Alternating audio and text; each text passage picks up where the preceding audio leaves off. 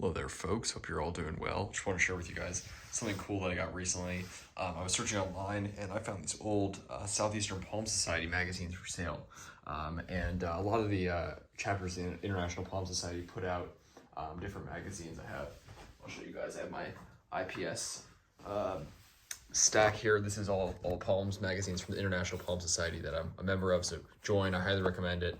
And the print magazines are super cool.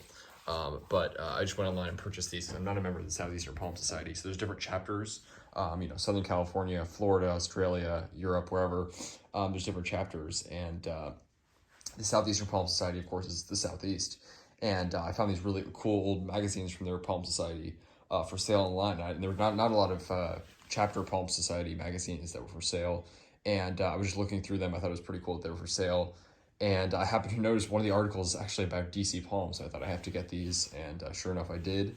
You can see this one's from fall 2008, winter 2011, autumn 2009, and summer 2009. So it's generally about palms in the Southeast, and DC is, sort of straddles Southeast and Northeast of the U.S. But check this out. This one here, in here we are. Yeah, look at this, hardy palms in downtown Washington, D.C. Let me show you guys that. And it's by my friend John Boggan. So John Boggan, actually better known as DC Tropics, he actually has he's one of the first online DC palm people, and he has the famous so many palm people and so many plant people around DC and just around the hardy palm community generally know his blog DC Tropics. If you search up DC Tropics online, highly recommend you check it out. It's one of the first things that I started looking at when I first started learning palms could grow here. And he has documentation of all sorts of palms around the city. He grew palms himself in DC. Just really, really cool. And I wrote this article back in 2009. I actually wrote him on Facebook about it, telling him that I just purchased this. And he said he had forgotten about this article. So just wanted to share that with all you guys because I think it's really cool. And really, really cool to see an article about DC palms. I didn't know there were any out there in an actual magazine.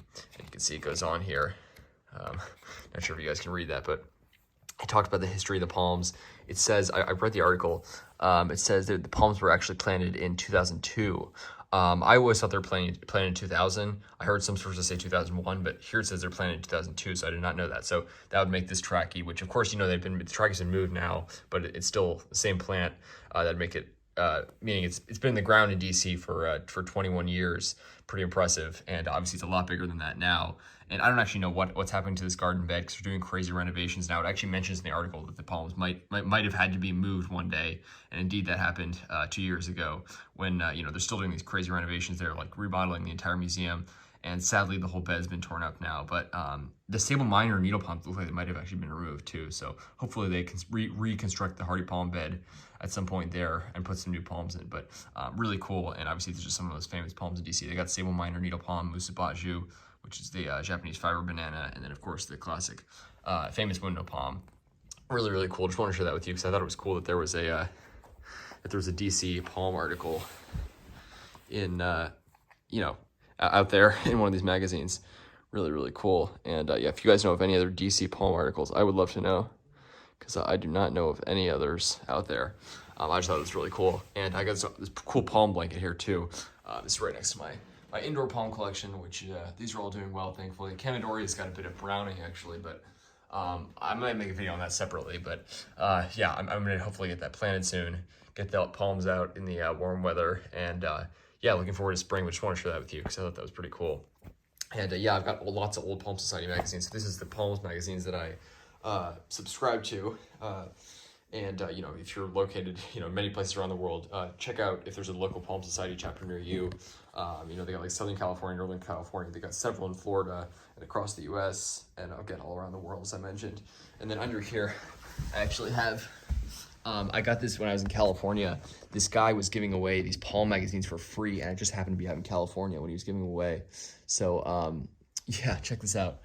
So he's got the International Palm Society magazines there. This is all sorts of California exotic plant growing, citrus growing.